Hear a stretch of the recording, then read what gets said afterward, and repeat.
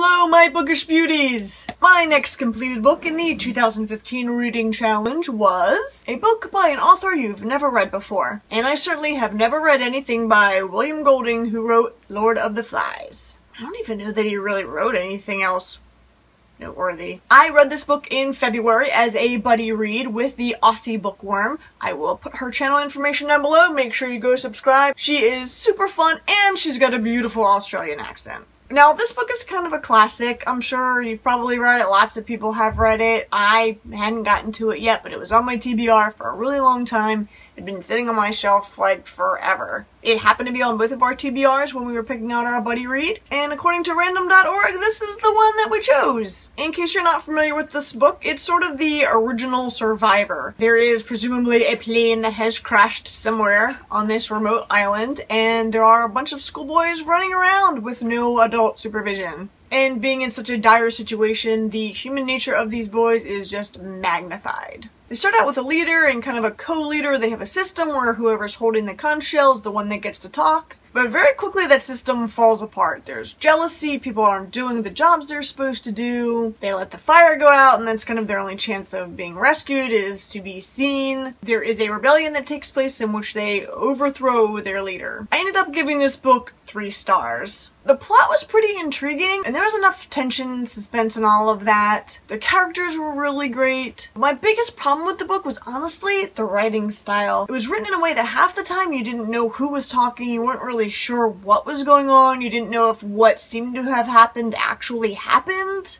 It really just killed the whole experience for me, which is a bummer. I think it could have been a really great story if it had just been executed differently. I did watch the movie for this one as well, so I will be reviewing that on my blog. And this might be one of those rare cases where the movie was better, if only for the fact that it took out all of the confusion. So what do you guys think? Have you read this one already? Thanks for watching! Don't forget to subscribe!